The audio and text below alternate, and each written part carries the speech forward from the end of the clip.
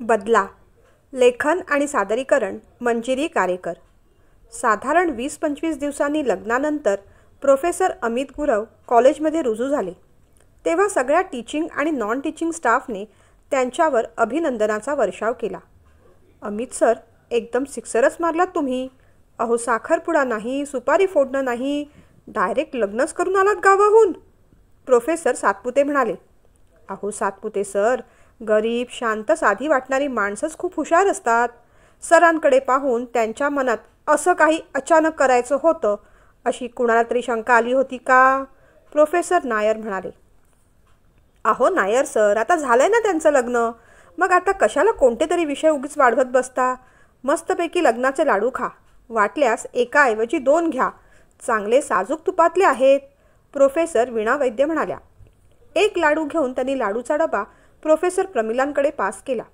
त्यातला लाडू न उचलता प्रमिला मॅडमने रागाने तो बॉक्स पुढे पास केला. तेव्हा सगळ्यांच्या नजरा काही वेळासाठी प्रमिला मॅडमकडेच स्थिरावल्या. त्या लालबुंद झाल्या होत्या. कोणत्याही क्षणी त्या रडू लागतील असं सगळ्यांना वाटलं, म्हणून सगळेजण शांत झाले आणि आपापल्या कामाला निघून गेले. प्रोफेसर नायर आणि सातपुते लेक्चरला गेले. वीणा मॅडम लायब्ररीत. आपसुकच स्टाफरूममध्ये विचित्र शांतता पसरली. त्या शांततेचा फुगा फोडणं जरुरी होतं. शेवटी मग अमितनेच पुढाकार घेतला. काय झालं पमा? त्यांनी विचारलं. एक्सक्यूज मी प्रोफेसर अमित, मला आता पमा नाही म्हणायचं. प्रोफेसर प्रमिला म्हणा किंवा प्रमिला मॅडम म्हणा. फणकाराने त्या म्हणाल्या. असं का म्हणतेस तू? अगं, इतक्या वर्षांची सवय एका क्षणात कशी बदलेल? अमितने विचारलं. अरे वा, माझ्याशिवाय राहण्याची सवय करून घेतलीत ना, मग माझं नाव पूर्ण उच्चारायची पण सवय लावून घ्या. आणि मुळात आता तुम्ही माझ्याशी कामाशिवाय बोलायला यायचंच नाही. आता आपल्यात फक्त ऑफिशियल रिलेशन आहे एवढं समजून घ्या. अगं पण माझी बाजू तरी ऐकून घे, प्रोफेसर अमित म्हणाले. त्याने काय होणार आहे? सत्य बदलणार आहे की माझ्या मनाला झालेलं दुःख संपणार आहे? सांगा ना, काय होणार आहे त्याने? असं म्हणत प्रमिला रडू लागली.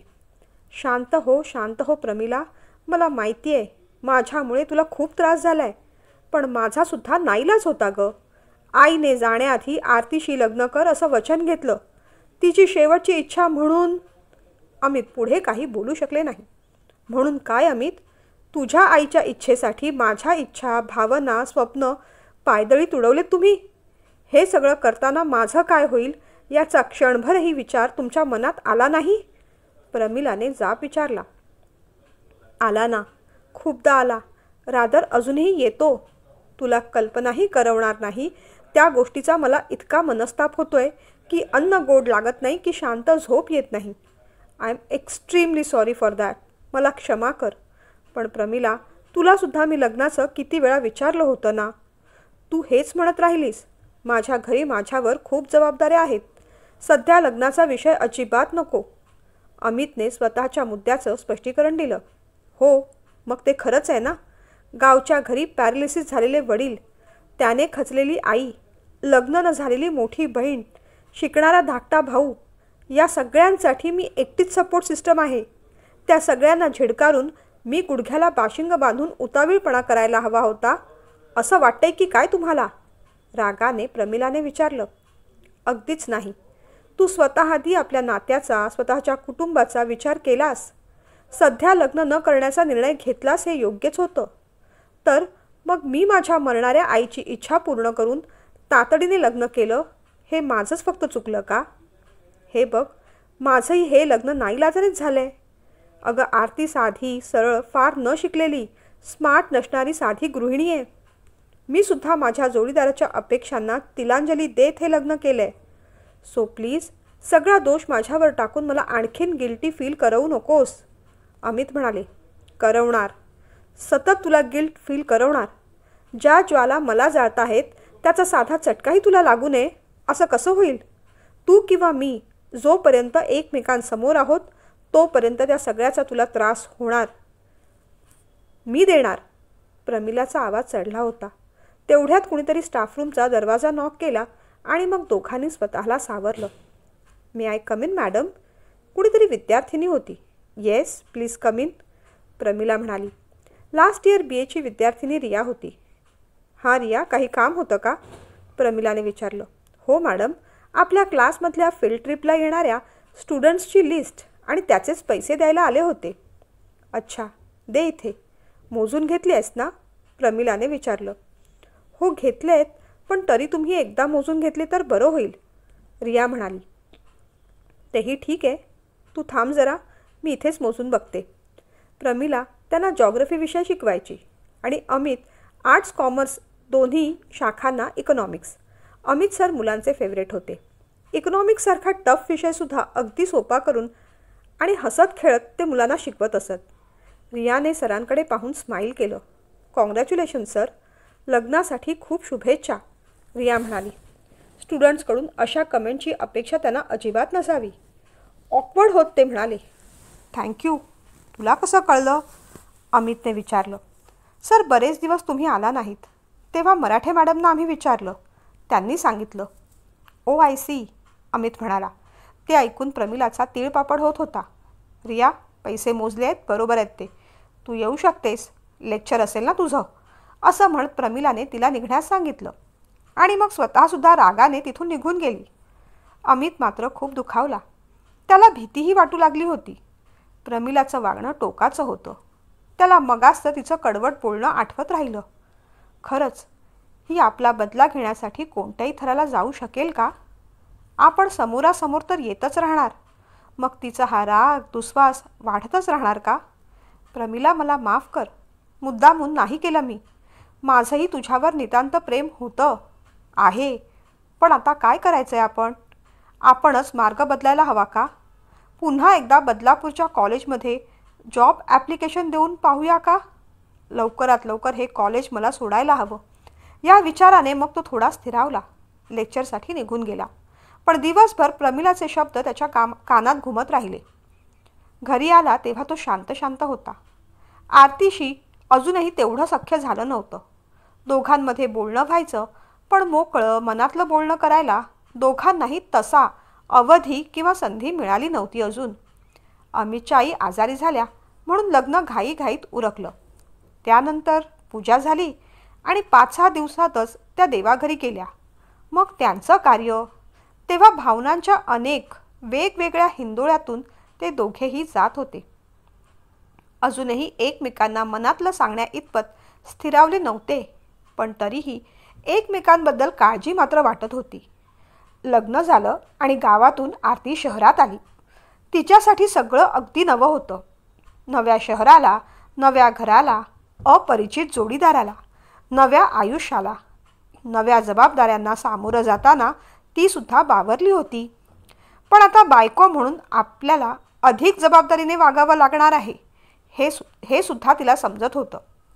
अमितच्या आईशी तिचा थोडाफार परिचय होता. त्या चांगल्या होत्या. त्या असत्या तर आपल्याला काय करायचं, कसं करायचं हे समजावलं असतं. पण आता घरातल्या सगळ्याच गोष्टी, जेवणापासून खरेदीपर्यंत तिला एकटीलाच मॅनेज करावं लागणार होतं. तसं तिला काय हवं आहे, काय नको आहे, या सगळ्याची चौकशी अमित करायचे. पण आई जाण्याचा धक्का त्यांच्यासाठीही मोठा होता. कधी कधी आईसाठी ते अगदी हळवे होऊन जात. म्हणूनच त्यांना काही काही विचारून, सांगून, बोलतं करून त्यांचं मन ती दुसरीकडे गुंतवायचा प्रयत्न करत असे. सकाळी त्यांच्यासाठी त्यांच्या आवडीची भाजी डब्यात देऊन तिने विचारलं होतं, आज जरा मार्केटमध्ये जाऊन येऊया का? घरासाठी काही सामान आणायचं होतं. जाऊया ना, तू लिस्ट बनवून ठेव, कॉलेजमधून आल्यावर जाऊ आपण, असं म्हणत अमितने निरोप घेतला. संध्याकाळी जेव्हा दरवाजावरची बेल वाजली तेव्हा अमित आले म्हणून ती आनंदी होती. आज त्यांच्याबरोबर बाहेर जायचं या विचाराने तिला छान वाटत होतं. पण अमित आले तो त्यांचा चेहरा अगदी बावला होता. नवऱ्याचं काहीतरी बिनसलंय हे आरतीला समजलं. त्यांच्यासमोर तिने चहा ठेवला. त्यांनी चहा घेतला खरा, पण मन मात्र विचारात गुंतलं होतं. त्यांना त्या अवस्थेत पाहून तीही अस्वस्थ झाली. बरं वाटत नाही आहे का? तिने काळजीने विचारलं.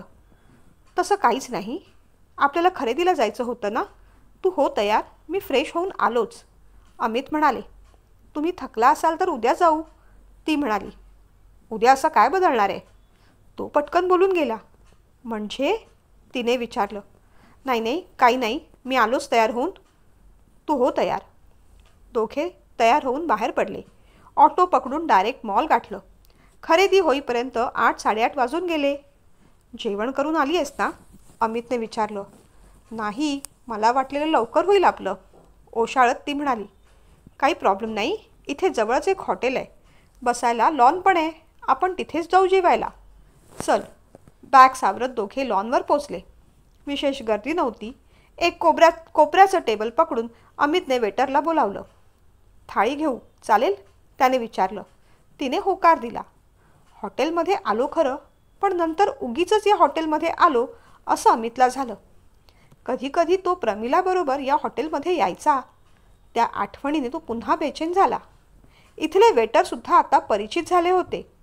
जेवण ठेवताना वेटरने जेव्हा त्या दोघांकडे, स्पेशली आरतीकडे टक लावून पाहिलं तेव्हा अमितला कसं तरीच झालं. या वेगळ्या मॅडम कोण आहेत असंच त्याच्या नजरेला विचारायचं होतं की काय असं अमितला वाटून गेलं. रागानेच तो वेटरकडे पाहू लागला. वेटर तर निघून गेला. काय झालं, तो वेटर असा का पाहत होता? तुम्ही ओळखता का त्याला? आरतीच्या प्रश्नाने तो भानावर आला. काही खास नाही, जेव तू, असं म्हणून त्यांनी जेवायला सुरुवात केली. एक विचारू का? मगासपासून पाहतेय, तुम्ही फार नर्वस दिसतात. काय झालंय? काही असेल तर सांगा मला. आता आपण नवरा बायको आहोत, एकमेकांचे पार्टनर आहोत. आरती असं म्हणताच त्याला एकदम ठसका लागला. हे असे प्रश्न, लोकांच्या नजरा आपल्याला आता अस्वस्थ करत राहणार या विचाराने त्या क्षणीच त्याने ठरवून टाकलं. आरतीला सगळं खरं सांगायचं. काहीही झालं तरी ती आता आपली अर्धांगिनी आहे. तिला सत्य कळलं पाहिजे. एवढं मोठं सत्य बाहेरून कळण्यापेक्षा आपण विश्वासात घेऊन जे काही खरं आहे ते सगळं सांगायला हवं. विचाराने तो थोडा स्थिरावला. आहे, एक गोष्ट आहे जी मला खूप त्रास देते, पण सांगायची हिंमत होत नाहीये. ती गोष्ट कळल्यावर तुला किती त्रास होईल या विचाराने मला फार वाईट वाटते, तो म्हणाला. अशी गोष्ट फक्त प्रेमाबद्दलच असू शकते, बरोबर ना? सांगा, मी शांतपणे ऐकून घेईन.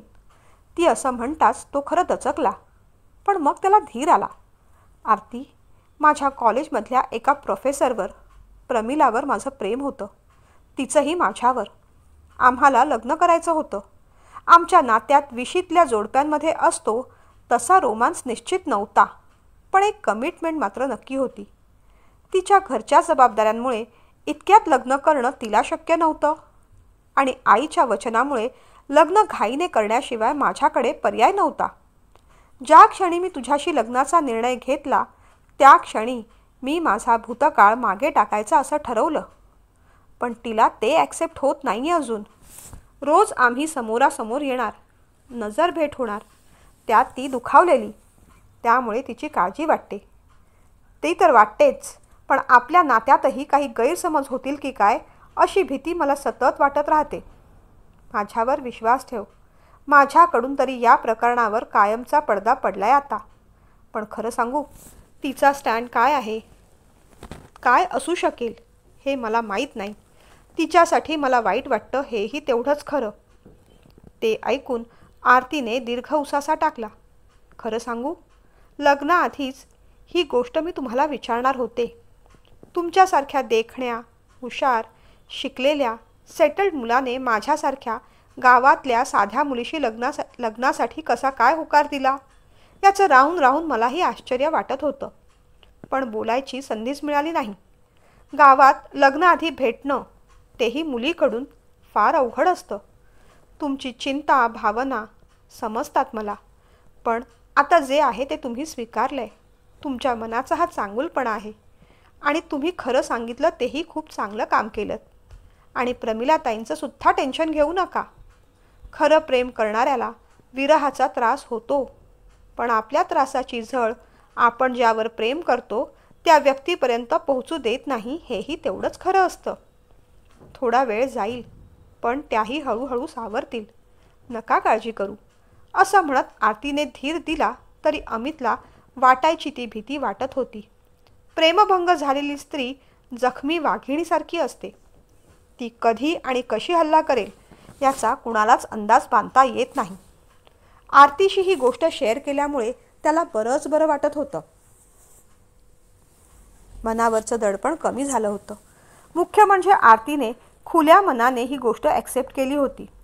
रात्रीसुद्धा छान गप्पा मारून ते झोपी गेले. दुसऱ्या दिवशी कॉलेजमध्ये काही महत्त्वाच्या घडामोडी घडल्या. अमितला प्रिन्सिपल सरांनी केबिनमध्ये बोलावलं. Good morning Amit sir. तुम्ही काल जॉईन झाला कळलं, पण काल मी सुट्टीवर होतो, त्यामुळे तुमचं अभिनंदन करायचं राहून गेलं. तुम्हाला खूप खूप खूप अभिनंदन. बसा ना, तुमच्याशी काही महत्त्वाच्या गोष्टीसुद्धा डिस्कस करायच्या आहेत मला. त्यातली एक आनंदाची गोष्ट आधी सांगतो. पुढच्या महिन्यात economics department head Rahul sir retired होत आहेत. तेव्हा मॅनेजमेंट आणि मी सगळ्यांनी ठरवलं आहे इकॉनॉमिक डिपार्टमेंटचे हेड म्हणून तुमची नियुक्ती करण्यात यावी. So congratulations again. ते ऐकून अमितला आनंद तर झाला, पण क्षणभर तो शांत झाला.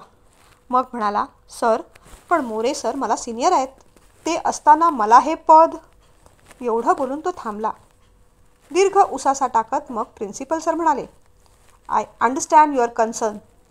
पण सर हे पहा, हेड ऑफ द डिपार्टमेंट हे पद मिळवण्यासाठी फक्त सिनियरिटी हाच एक क्रायटेरिया नसतो.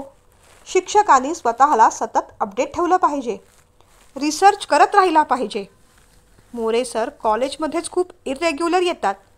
मुख्य म्हणजे कॉलेजचे नियम मोडून ते स्वतःचे ट्युशन्स आणि कोचिंग चालवतात. म्हणून आम्हाला या पदासाठी तुम्हीच योग्य वाटलात. And don't worry gentlemen, accept the post gracefully. तुमच्या सपोर्टसाठी आम्ही आहोत ना. प्रिन्सिपल सर असं म्हणाल्यावर अमितला पुढे काही बोलता आलं नाही. प्रिन्सिपल सरच पुढे बोलू लागले. आता पुढची गोष्ट एक्झाम रिलेटेड आहे. अलीकडे गेली 2-3 वर्ष आपल्या कॉलेजमध्ये कॉपी हा प्रकार खूप चाललेला आहे. त्यामुळे कॉलेजचं रेप्युटेशन खराब होतं आहे. मला वाटतं या वर्षीपासून आपण आता या संबंधित स्ट्रिक्ट ॲक्शन घेतली पाहिजे. कोणत्याही कॉलेज एक्झाममध्ये वॉर्निंग देऊनसुद्धा विद्यार्थी कॉपी करताना पकडले गेले तर त्यांचे इंटरनल मार्क्स कापायचे. त्यांना फायनल परीक्षेसाठी हॉल तिकीट द्यायचं नाही किंवा मग परीक्षेला बसू द्यायचं नाही. अहो, 1-2 शिक्षा झाल्याशिवाय या प्रकाराला आळा बसायचा नाही. तुम्ही मराठे मॅडमबरोबर एक्झाम डिपार्टमेंटसाठी काही रूल्स रेग्युलेशन्स बनवा आणि त्यानुसारच कारवाई होईल अशी नोटीस काढा. ओके सर, तुमचं म्हणणं खरं आहे, आपण तसंच करू, अमित म्हणाला. आणि बाकी काय, फील्ड ट्रिपचं. या वर्षीच्या फील्ड ट्रिपसाठी 7-8 शिक्षकांना जावं लागेल. त्यात तुम्ही अर्थातच असणार आहात. अरेंजमेंटचं सगळं काम नायर सर पाहतील.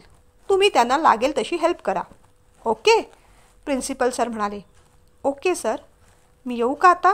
लेक्चर आहे मला, असं म्हणत अमितने निरोप घेतला. प्रिन्सिपल सरांच्या म्हणण्यानुसार सगळ्या गोष्टींची अंमलबजावणी करण्यात आली. Head of the department Amit sir झाले याचा सगळ्यांना आनंद झाला. सगळ्यांनी अभिनंदन केलं, प्रमिला मॅडम सोडून. पण जेव्हा मोरे सर अभिनंदन करायला आले तेव्हा अमितला ऑकवर्ड वाटलं. त्यांना वाकून नमस्कार करत तो म्हणाला, sir, head of the department जरी झालो असलो तरी माझ्यासाठी तुम्हीच वरिष्ठ आहात. तुमचं गायडन्स, आशीर्वाद माझ्यावर सतत असू दे. त्याची पाठ थोपटत मोरे सर म्हणाले, काळजी करू नका, आम्ही आहोत. आमच्या शुभेच्छाही तुमच्यासोबत आहेत. अभिनंदन. तेव्हा कुठे अमितला हलकं वाटलं. प्रमिला काही बोलायला आलीच नाही. ते एका अर्थी बरंच झालं. मराठे मॅडमसोबत एक्झामसाठी रूल्स रेग्युलेशन बनवले गेले. कॉपी केली तर इंटरनल मार्क्स मिळणार नाहीत किंवा एक्झामला बसू देणार नाहीत अशी चर्चा विद्यार्थ्यांमध्ये चांगलीच रंगली. छोड यार, फक्त धमकावतात ही लोकं आपल्याला. अरे, विद्यार्थ्यांना कमी मार्क्स दिले तर कॉलेजचा रिझल्ट खराब लागणार नाही का? सूरज म्हणाला. डोंट टेक इट सिरियसली, चलता है, अभि म्हणाला. आणि मग सगळे हसू लागले. थोडक्यात काय, हे प्रकरण त्यांनी तेवढं सिरियसली घेतलं नाही.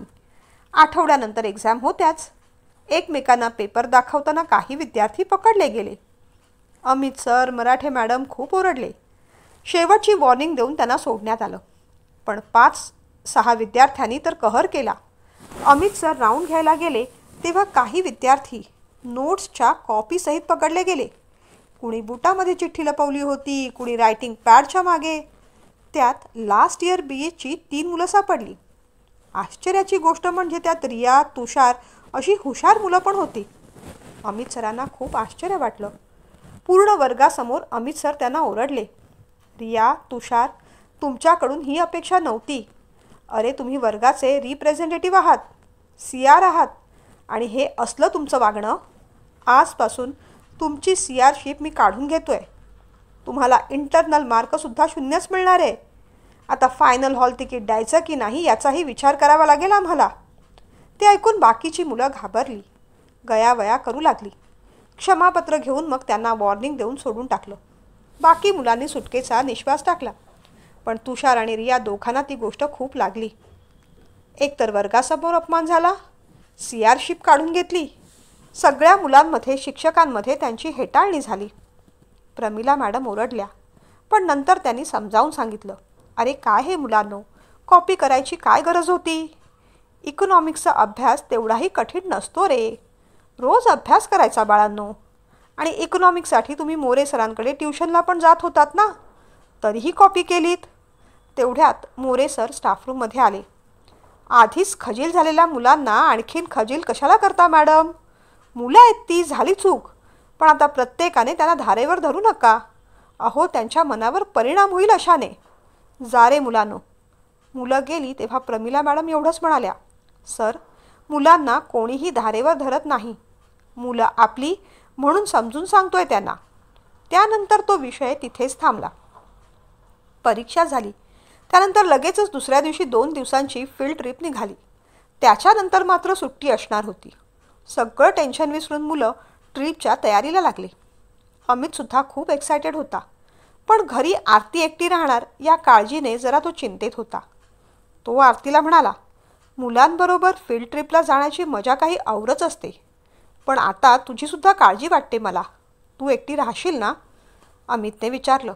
अहो एकटी कुठे राहणार आहे मी? सायली येणार आहे. तिच्या शाळेची परीक्षा झाली ना. अरे वा, छानच की. सायली अमितच्या भावाची मुलगी. काकीला सोबत करायला ती राहायला येणार होती. तसंही अमित काका तिचा फेवरेट होताच. आणि आता आरती काकी, तिच्याशी सुद्धा चांगली गट्टी जमली होती. सायली आल्यामुळे अमित ट्रिपला निश्चिंत होऊन जाऊ शकले.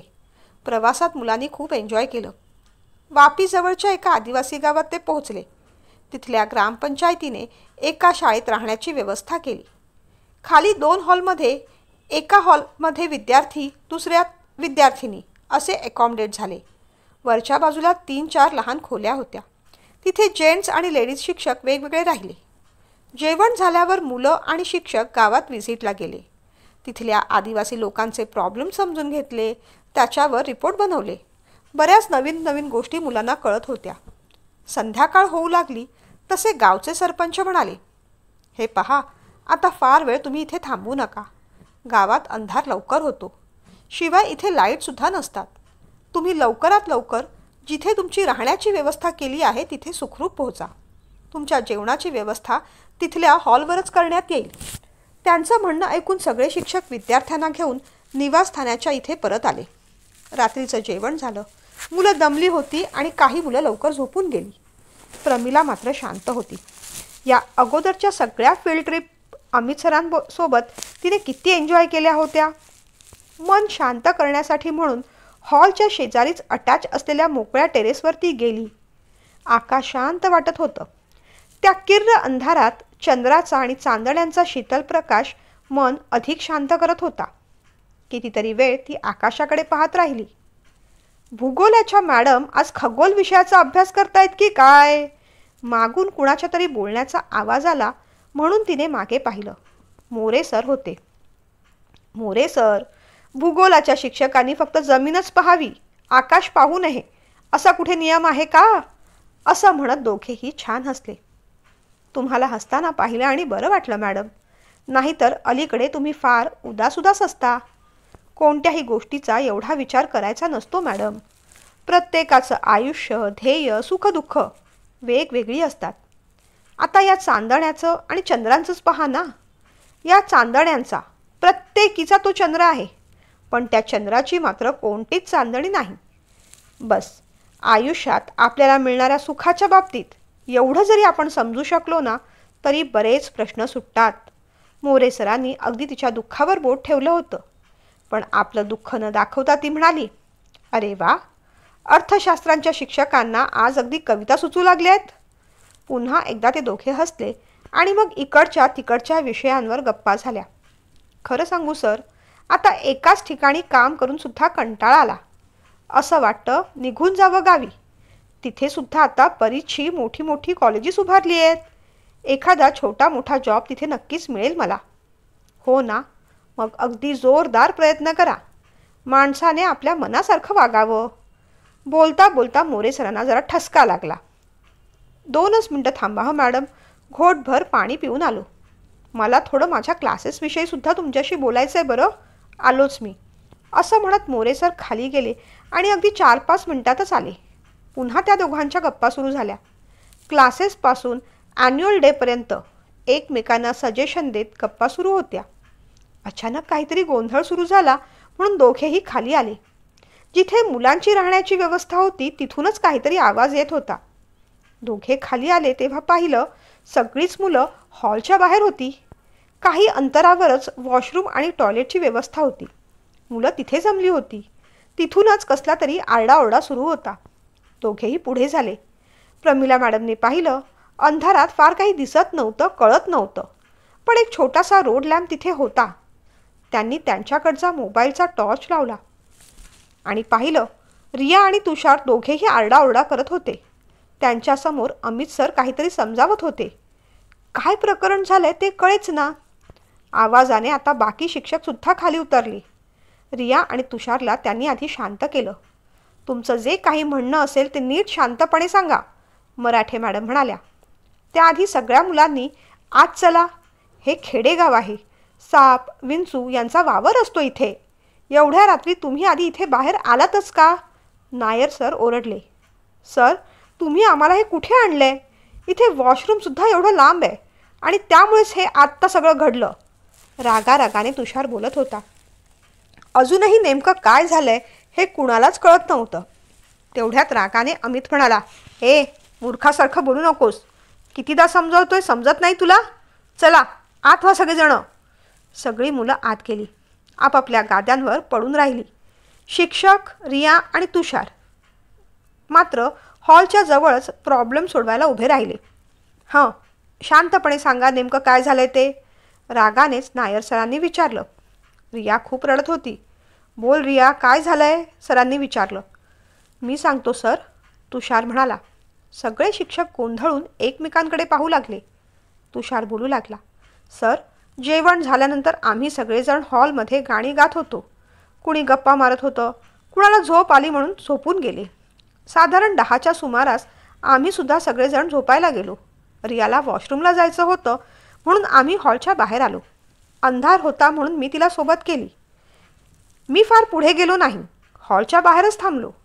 ती लेडीज वॉशरूम जिकडे आहे त्या उजवीकडे ती गेली आणि तेवढ्यात काही सेकंदातच तिच्या किंचाळण्याचा आवाज आला. मी धावलो. पाहतो तर काय, शी बोलवत देखील नाही. अमित सरांनी रियाचं तोंड पकडलं होतं आणि ते तिच्याबरोबर. सर, पुढचं बोलायला मला लाज वाटते. अमित सरांना आम्ही आमचे गुरु मानत होतो, पण आता ते आमच्या नजरेतून पूर्ण उतरले. तुषार म्हणाला. तुषार, मी तुझं थोबाड इकडेच फोडेन. तुलाही माहिती आहे मी रियाला हात देखील लावला नाही. उलट येऊन तीच माझ्या गळ्यात पडली. अमित सर असं म्हणताच रियाने पुन्हा एकदा हंबरडा फोडला. तेव्हा मात्र प्रमिला मॅडम तिच्याजवळ गेल्या. तिला थोपटू लागल्या. सर, कोणतीही मुलगी स्वतःच्या इज्जतीचे असे वाभाडे काढून घेणार नाही, तेव्हा तिच्याबद्दल बोलताना जरा जपूनच. सुप्रिया मॅडम म्हणाल्या. तसं अमितला धक्का बसला. सातपुते सरांनी विचारलं, पण तुषार, सर तुझ्या समोरून जाताना तू पाहिलं होतंस का? नाही सर, हॉलच्या मागच्या बाजूने जो आड रस्ता आहे तिथून वॉशरूमपर्यंत पोहोचले आणि मग हा घाणेरडा प्रकार याबरोबर केला. नाही सर, हा मुलगा आणि ही मुलगी खोटं बोलतायत.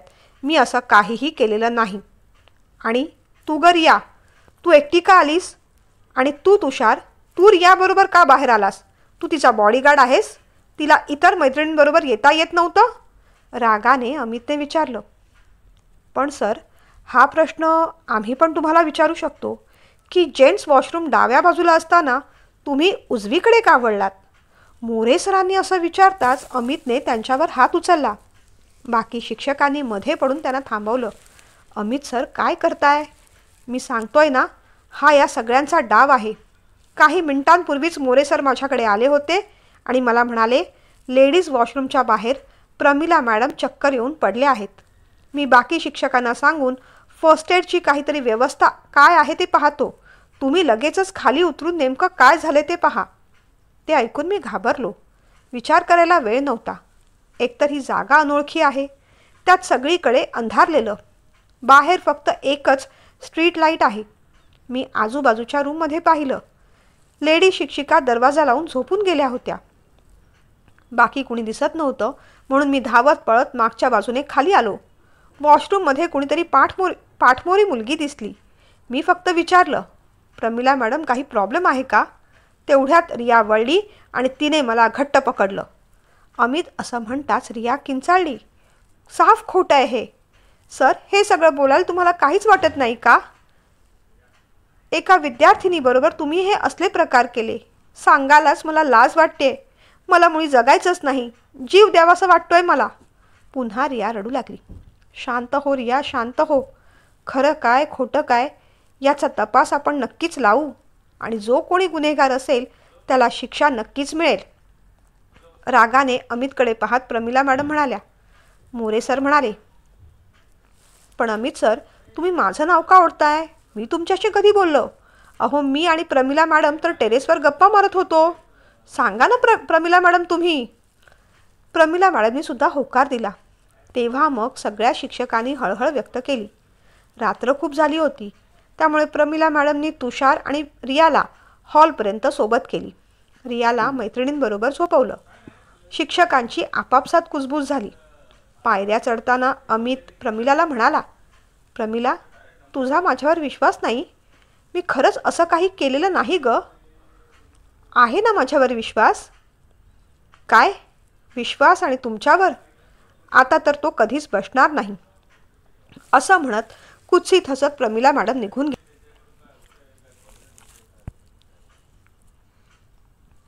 पायऱ्या चढताना अमित प्रमिलाला म्हणाला, प्रमिला, तुझा माझ्यावर विश्वास आहे ना? मी खरंच असं काही केलेलं नाही. काय विश्वास? आणि तुमच्यावर? आता तर तो कधीच बसणार नाही. असं म्हणत कुत्सित हसत प्रमिला मॅडम निघून गेल्या. अमित मात्र मागून ओरडत राहिला, मला तर वाटतंय हे सगळं तूच घडवून आणलंस की काय? तुझाच प्लॅन असणार आहे हा. बदला घेतेस तू माझा. प्रमिला गरकन मागे वळली. Shut up. झाला तेवढा तमाशा पुरे नाही का? उद्या सगळ्या गोष्टींचाच आणखीन छडा लावणारच आहे मी. तोपर्यंत तुझं हे मूर्खासारखं बोलणं बंद कर. रागाने प्रमिला निघून गेली. अमित मात्र पायऱ्यांवर बसून ढसाढसा रडत राहिला. हे सगळं होईपर्यंत 12 वाजून गेले होते. त्याला त्या क्षणी वाटलं आरतीला फोन करून सांगावं, पण ती बिचारी तिथे एकटी टेन्शनमध्ये येईल या विचाराने तो एकटाच कुढत राहिला.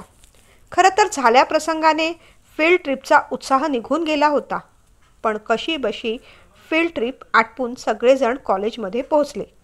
घडलेला सगळा प्रकार प्रिन्सिपल सरांच्या समोर आला. प्रिन्सिपल सर अमित सरांवर भडकले. विशाखा कमिटी बसवली गेली. रियाचं म्हणणं ऐकलं गेलं, ते मानलंही गेलं. तुषारने अमित सरांच्या विरुद्ध साक्ष दिली. प्रकरण आणखीन पुढे जाऊ नये म्हणून अमित सरांना कॉलेजमधून तत्काळ काढून टाकण्यात आलं. पोलीस केस झाली. त्यांना 2 दिवसांची कस्टडीसुद्धा झाली.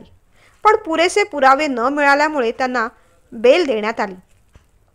झाल्या प्रसंगाने अमित खूप हादरला. आरती खचली.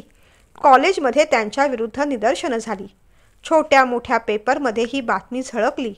अमितची बदनामी झाली. आजूबाजूच्या लोकांनी त्यांच्याकडे जाणं टाकलं. तेवढंच काय, अमितचा सख्खा भाऊसुद्धा लगेचच आपल्या मुलीला सायलीला तिथून घेऊन गेला. शेजार पाजारचे टाळू लागले. पण हा खूप मोठा प्लॅन होता. तांदळाचा एक कण नसतानाही अमित विरुद्ध बिर्याणी मात्र शिजली होती. पण नेमकी ती कोणी शिजवली याचा थांग पत्ता लागत नव्हता. काय करावं ते आरतीलाही कळत नव्हतं. आता अमितला कसं सावरायचं? ती तर नोकरी पण करत नव्हती. आर्थिक प्रश्न समोर उभा राहिला होता. शिवाय अमितच्या भविष्याचं काय? एवढी बदनामी झाल्यानंतर त्यांना दुसऱ्या कॉलेजमध्ये सुद्धा नोकरी कशी मिळणार? देव्हाऱ्यासमोर बसून ती आपली आसवं ढाळत असे. पण अमितला सावरायला तर हवं होतं, कारण ते संपूर्णपणे कोसळले होते. त्यांनी जेवण सोडलं होतं. शून्यात एकटक कुठेतरी ते पाहत राहत. बाहेर जायची भीती वाटत होती. त्यांच्या मनावर खूप मोठा आघात झाला होता. एक घर कोलमडलं होतं आणि आरतीला ते पाहवत नव्हतं. अमितसाठी खिचडी घेऊन ती बेडरूममध्ये गेली. त्यांना खाण्याचा आग्रह करू लागली. अमित मात्र ढसाढसा रडू लागले. मी संपलो ग आरती, मी संपलो. सगळेजण मला गुन्हेगार या नजरेने पाहतात. सगळ्या नातेवाईकांनी, मित्रमंडळींनी आपल्याशी संबंध तोडून टाकले. आणि तू तरी माझ्यासोबत का राहतेस? तू सुद्धा तुझ्या माहेरी निघून जा. मी स्वखुशीने तुला डिवोर्स देतो. माझ्याबरोबर राहून तू तुझं आयुष्य खराब करू नकोस. जा, खरंच जा. दुसरं लग्न करून सेटल हो. नको राहूस माझ्यासोबत. ते बोलत राहिले. आरतीला वाईट वाटलं. त्यांना थोपटत ती म्हणाली, अहो, लग्न हे एकदाच होत असतं. आपला जोडीदार हा एका जन्माचा नसतो, 7 जन्माचा असतो. त्याची सगळी सुखदुःख, संकटही आपलीच असतात. तुम्हाला काय वाटतं, या एवढ्याशा वादळानेच मी घाबरून जाईन? अहो, गावची मुलगी आहे, सगळ्यांना पुरून उरेन. पण तुमची साथ कधीच सोडणार नाही. आपण वाटल्यास हे शहर सोडून दुसरीकडे जाऊ, माझ्या गावी जाऊ किंवा इतर दुसऱ्या ठिकाणी जाऊ. पण तुम्ही असे खचून जाऊ नका हो. तुमच्यावर माझा पूर्ण विश्वास आहे. असलं घाणेरडं कृत्य तुम्ही कधीच करणार नाही, मला खात्री आहे ना. फक्त हे प्रकरण जरा शांत होऊ द्या. आपण या प्रकरणाचा नक्कीच छडा लावूया.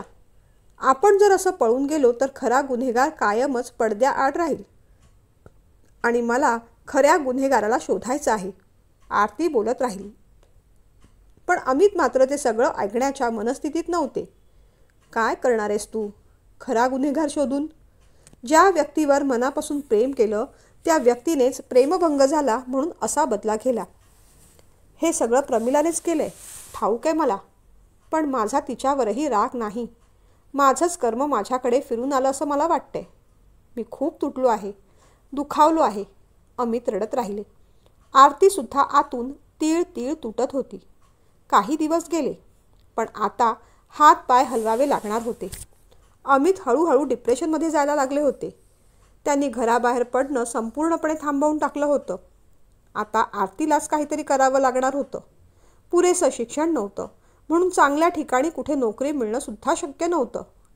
पण निदान पॅकिंगचं काम, स्वयंपाकाची कामं असं करून तरी घर चालवावं लागणारच होतं. तसं तिच्या भावाने, आईबाबांनी आम्ही काही मदत करू का असं विचारलं होतं. तिने स्पष्टपणे सांगितलं होतं, हा आता माझा संसार आहे, माझा लढा आहे. अमित निर्दोष सिद्ध होईपर्यंत मी शांत राहणार नाही. मला तुम्हा कोणाचीही आर्थिक मदत नको. आणि मग ती एक दिवस काहीतरी विचार करून घराबाहेर पडली. निघताना अमितला सांगितलं की एका कंपनीत स्टॅम्प मारायचं आणि फायलिंगचं काम आहे. बघू तिथे माझं काही काम होतंय का? आपल्यामुळे आपल्या बायकोला एवढ्या खस्ता खाव्या लागतायत याचं अमितला खूप वाईट वाटत होतं. पण तो तरी कसा बाहेर पडणार होता? त्याला कोण नोकरी देणार होतं? बाहेर पडायचं म्हटलं तरी त्याचे पाय लटपटत असत. त्याला मानसिक तज्ज्ञांची आवश्यकता होती. पण त्यासाठी सुद्धा तो बाहेर जायला तयार नव्हता. आरतीला जॉब तर हवा होता, पण आज ती जॉबसाठी बाहेर पडली नव्हती. पूर्ण विचार करून अमितचं आयडेंटिटी कार्ड घेऊन ती बाहेर पडली होती. पत्ता शोधत शोधत ती कॉलेजवर पोहोचली. गेटवर तिला अडवलं तेव्हा म्हणाली, मला प्रमिला मॅडमना भेटायचं आहे. तिला आत सोडण्यात आलं. आत्तापर्यंत तिला एवढी माहिती कळली होती की रिया आणि तुषार हे आर्ट्सच्या शेवटच्या वर्षाला आहेत. पिकनिकचे फोटो तिने पाहिले होते, त्यामुळे रियाचा चेहरा तिच्या ओळखीचा झाला होता. शिवाय पोलीस स्टेशनमध्ये सुद्धा एकदा रिया आणि तुषारला तिने पाहिलं होतं. आणि आज तिला रिया आणि तुषारलाच भेटायचं होतं. आजूबाजूच्या मुलांना विचारून तो वर्ग कुठे आहे, किती वाजता सुटणार याची तिने माहिती काढली. आणि ती वर्गाच्या बाहेर एका मैदानात आडोशाला उभी राहिली. इथे तिथे सहज म्हणून तिचं लक्ष गेलं तेव्हा मागे एका कठड्यावर तिला काही मुलं दिसली. त्यात रिया आणि तुषारसुद्धा होते. तिने मोबाईल काढला, रियाचा चेहरा व्यवस्थित पाहून घेतला आणि पुन्हा त्या समोरच्या मुलीकडे पाहिलं. तेव्हा तिची खात्री पटली, तीच रिया होती. तिचे लांब सडक कुरळे केस आणि कपाळावर असलेल्या तिळाने ती रियाच असल्याची खात्री पटवली. हिम्मत करून ती त्या ग्रुपजवळ गेली. रिया तुषारने सुद्धा आरतीला चटकन ओळखलं. ए चला रे, आपण दुसरीकडे जाऊ, असं म्हणत पळ काढत असतानाच आरतीने रियाचा हात पकडला. थांब, मला बोलायचं आहे तुझ्याशी. रिया घाबरली. तुषारसुद्धा घाबरला. पण आम्हाला नाही बोलायचं, हिम्मत करून तुषार म्हणाला. बोलावं लागेल बेटा. कुणाच्या तरी आयुष्याशी खेळलायत तुम्ही. तेव्हा हा गेम आता असा अर्धवट नाही सोडायचा. तुमच्याशी बोलायला यायच्या आधी मी तुमचे फोटो काढले आहेत बरं. ते माझ्या मोबाईलमध्ये आहेत. रियाच्या खांद्यावर तू ज्या प्रकारे हात टाकला होतास आणि तिला जवळ खेचत होतास ते सगळं या मोबाईलमध्ये रेकॉर्ड झालेलं आहे. तिचं ते अचकट विचकट हसणं ते सुद्धा आलेलं असणार. तुमचा पत्ता मिळवणं मला फार कठीण होणार नाही. हे सगळे फोटो तुमच्या आईबाबांपर्यंत जातील. लेक्चर सोडून तुम्ही हे सगळं काय करत होतात या प्रश्नाचं उत्तर तुम्हालाच द्यावं लागेल. ते ऐकताच हे प्रकरण आता आपल्या अंगावर शेकायला नको असा विचार करून बाकी मुलांनी तिथून पळ काढला. तुषार रिया अडकले. तुम्ही आम्हाला ब्लॅकमेल करताय? घाबरत घाबरत रियाने विचारलं. रिया, तू मला लहान बहिणीसारखी आहेस बेटा. तुला त्रास होईल असं मी का करू? पण तू सुद्धा अविचाराने वागलेली आहेस आणि त्याची शिक्षा तर तुला झालीच पाहिजे. खरं सांग, अमित सरांशी तू असं का वागलीस? डायरेक्ट प्रश्न आल्यावर रिया गोंधळली. आपली बाजू सावरत ती म्हणाली, मी काय केलंय? उलट सरच माझ्याशी. तिला पुढचं बोलू न देता आरती म्हणाली, सर तुझ्याशी वाईट वागले, त्याचा तुला एवढा मोठा धक्का बसला होता. पण मग एवढ्या लवकर तू नॉर्मल झालीस? इतर मुलांबरोबर खेळू बागडू लागलीस? पटतंय का तुला? हे बघ, जे काही असेल ते खरं सांग. या गोष्टीचा पाठपुरावा मी तर करणारच आहे. पुढे जाऊन तू अडकण्यापेक्षा आत्ताच खऱ्या गोष्टींची कबुली दे. आरती म्हणाली, हे बघा, आम्हीच उलट प्रिन्सिपल सरांकडे तुमची कंप्लेंट करू. तुम्ही आम्हाला इथे धमकवायला आलात म्हणून असं सांगू. तुषार म्हणाला, अरे मुला, ही बुद्धी अभ्यासात वापरली असतीस तर कॉपी करायची वेळ आली नसती तुझ्यावर. कॉपी करतानाच पकडला गेला होतास ना तू. त्याचाच राग होता ना तुला सरांवर. पण हा विचार केला नाहीस की सर जे करतायत ते तुमच्या चांगल्यासाठी. ते वर्गासमोर तुम्हाला ओरडले म्हणून तुम्हाला तो अपमान वाटला. पण तुमच्या करिअरला, भविष्याला धक्का लागू नये याचीच ते काळजी घेत होते ना. ते तुम्हाला दिसलं नाही? तुमचे मार्क कापणे, तुम्हाला हॉल तिकीट न देणं हे सुद्धा त्यांच्याच हातात आहे. पण त्यांनी ते कधी केलं नाही. करणार नव्हतेच ते. फक्त तुम्ही चुकीच्या वळणावर जाऊ नयेत म्हणून तुम्हाला थोडीशी भीती दाखवली. जे सर तुमच्या चांगल्यासाठी धडपडत आहेत त्यांच्यावरच तुम्ही एवढा मोठा घाणेरडा आरोप घातला. आणि ज्या कोणी तुमचा वापर स्वतःच्या फायद्यासाठी प्याद्यासारखा केला त्या व्यक्तीची नियत तुम्हाला अजून कळलीच नाही. खरं सांगा, हे सगळं करायला तुम्हाला कुणी सांगितलं? हा सगळा प्लॅन कुणी घडवून आणला? आता मात्र दोघे चांगलेच घाबरले. तुम्ही जा ना आणि आम्हालाही जाऊ देत. तुम्हाला जे काय करायचं ते करा. चल रिया, असं म्हणत तुषार रियाला घेऊन गेला. आरतीला मात्र एका गोष्टीचं बरं वाटलं. ते म्हणजे तिचा अंदाज बरोबर होता. या सगळ्यात तुषार रियासोबत आणखीनही कुणीतरी दोषी आहे. पण नेमका सूत्रधार कोण हे तिला अजून कळलं नव्हतं. तिथे जवळ असलेल्या एका मुलाला तिने स्टाफ रूम कुठे आहे असं विचारलं. दुसऱ्या मजल्यावर उजवीकडे. मुलाने सांगितल्यावर ती सरळ स्टाफ रूमच्या दिशेने चालत गेली. स्टाफ रूममध्ये ती डोकावू लागली. तेवढ्यात मराठे मॅडमने विचारलं, तुम्ही अमित सरांच्या मिसेस ना? त्यांच्याकडे पाहून आरती आधी छान हसली. तिने पहिल्यांदा त्यांना नमस्कार केला. हो मॅडम, मला प्रमिला मॅडमना भेटायचं होतं. आहेत का त्या आत? ऐकून मराठे मॅडमचा चेहरा पडलाच. तेवढ्यात आरती म्हणाली, तुम्ही माझ्याबद्दल काय विचार करत आहात हे माहिती आहे मला. पण एक गोष्ट 100% खरी सांगते मॅडम, अमित सर दोषी नाहीत. एवढी वर्ष तुम्ही सुद्धा त्यांच्यासोबत काम केलेलंच आहे ना. तुम्हाला खरंच असं वाटतं की त्यांनी हे केलं असेल? आज त्यांच्या जागी जर तुमचा भाऊ असता तरीसुद्धा तुम्ही दुसऱ्या तिसऱ्या व्यक्तीच्या सांगण्यावरून त्याच्यावर असाच संशय घेतला असता, राग ठेवला असता. आरतीचं बोलणं ऐकून मराठे मॅडम थोड्या शांत झाल्या. हे बघा ताई, खरं काय खोटं काय मला नाही माहीत. कधी कधी असं वाटतं अमित सर निर्दोष असतील. पण मग पुढचा प्रश्न मनात येतो की ती मुलगी तरी खोटं का बोलतेय? परमेश्वर करो लवकरात लवकर सगळ्यांच्या मनातले गैरसमज दूर होवोत आणि सत्य बाहेर येवो. या क्षणी मला कुणाच्याही बाजूने बोलायचं नाही. तुमची कळकळ मला कळते. एक बायको म्हणून नवऱ्याला निर्दोष सिद्ध करायचे. या क्षणी मला कुणाच्याही बाजूने बोलायचं नाही. फक्त तुमची कळकळ मला कळते. एक बायको म्हणून नवऱ्याला निर्दोष सिद्ध करायचे जे काही प्रयत्न तुम्ही करत आहात ते चालूच राहू दे. तुमची व्यथा मला समजते. डायरेक्टली मी तुम्हाला काही मदत करू शकत नाही. पण सत्य शोधण्यामागे जी जी काही मदत लागेल त्यासाठी मी तयार असेन. मराठे मॅडम असं म्हणताच आरतीला बरं वाटलं. थँक्यू मॅडम, तुमचे खूप उपकार झाले. नाही हो, उपकार कसले. थांबा प्रमिला मॅडम आत आहेत का पाहते मी.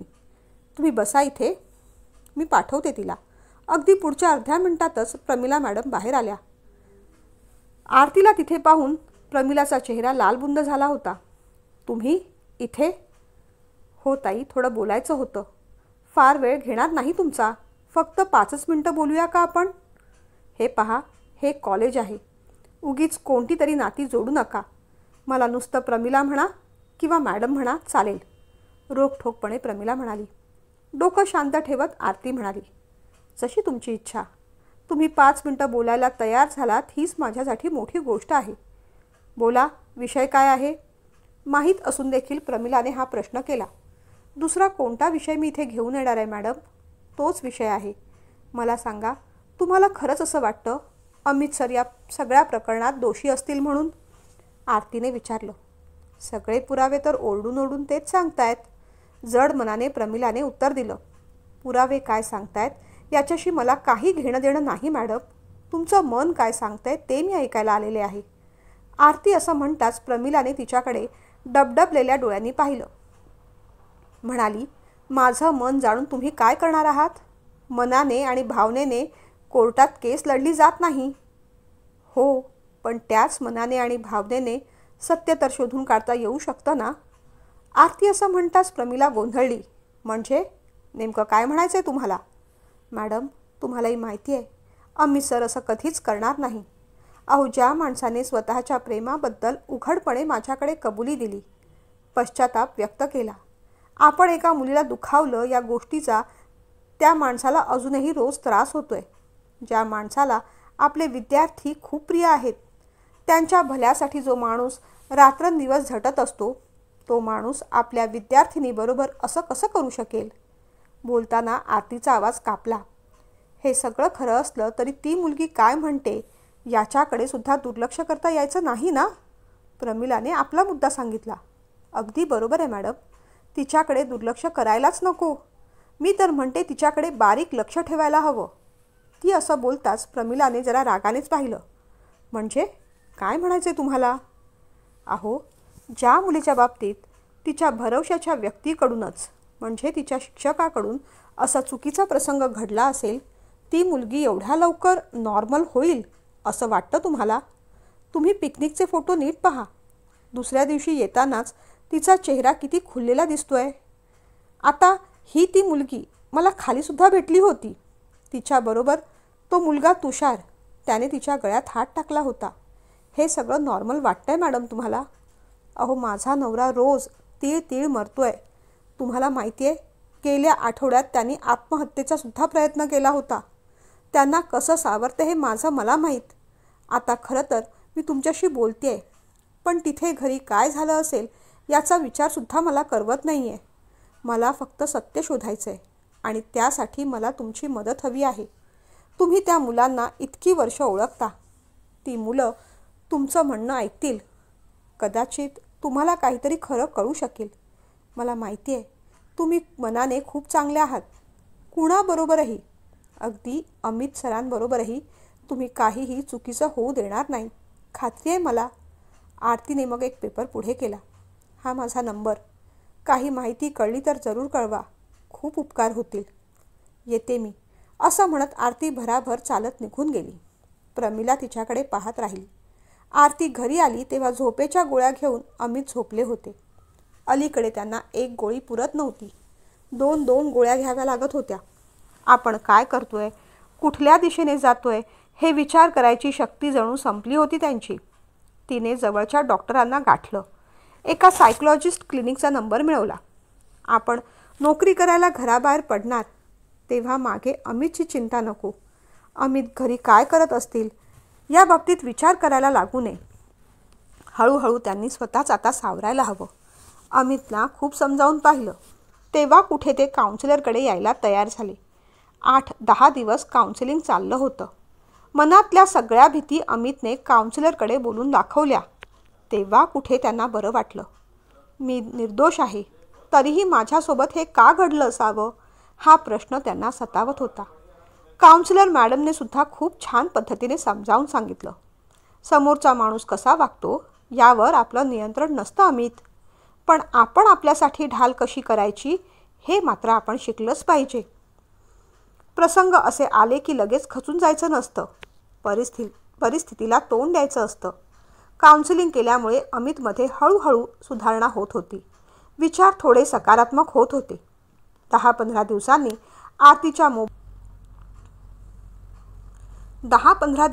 आरतीच्या मोबाईलवर प्रमिला मॅडमचा फोन आला. तिला खूप आनंद झाला.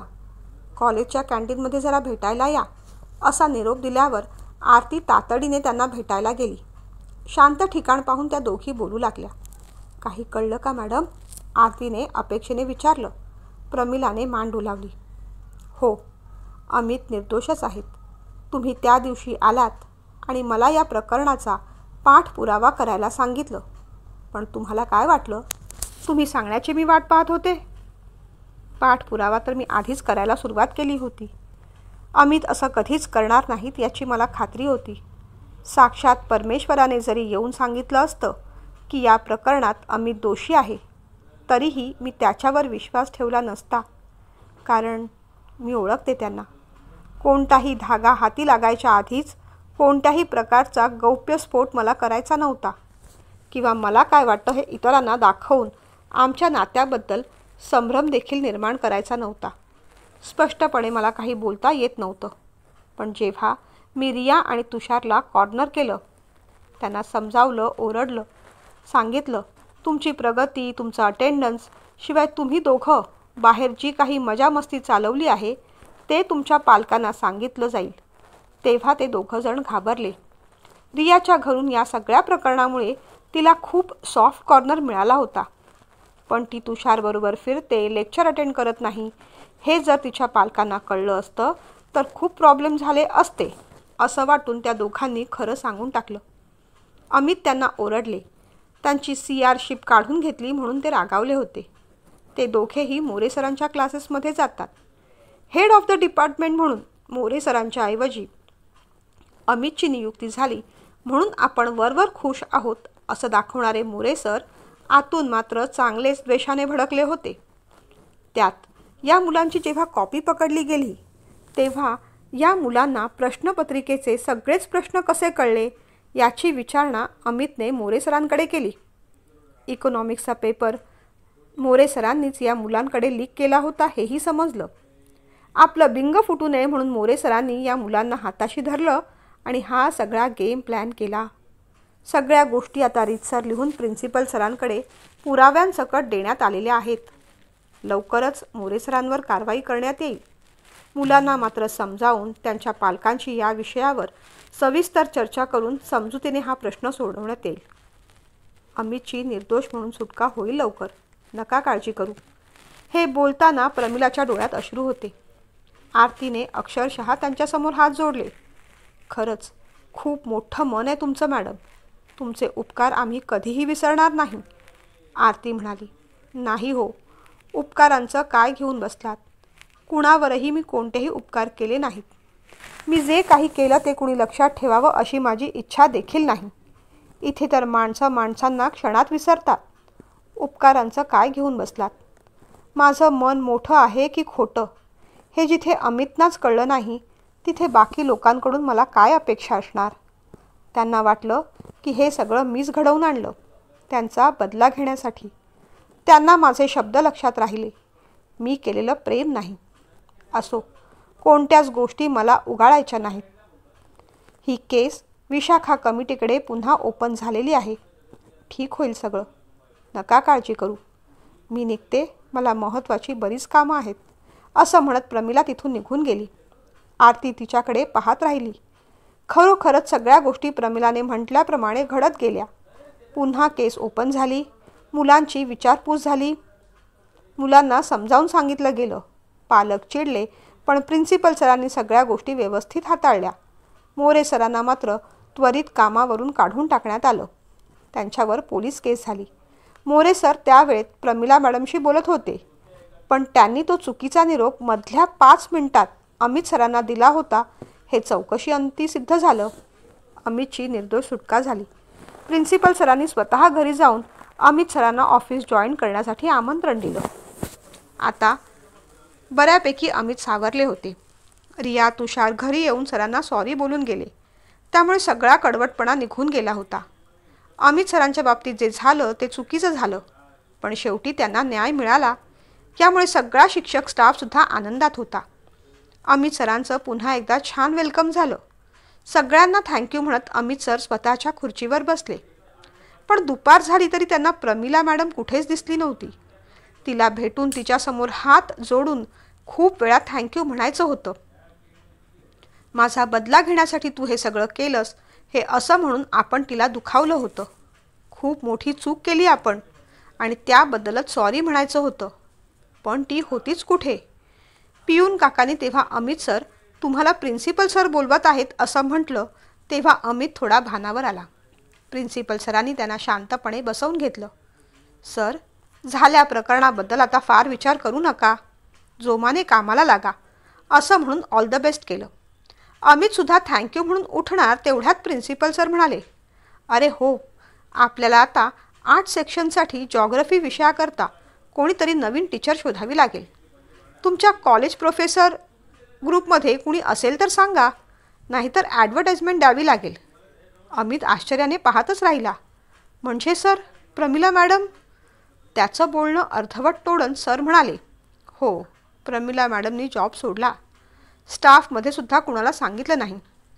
त्या जॉब सोडतायत ही गोष्ट त्यांना कुणालाच सांगायची नव्हती. फील्ड ट्रिपवरून आल्यानंतरच त्यांनी राजीनामा दिला. त्यानंतर काही दिवस सुट्टीच होती.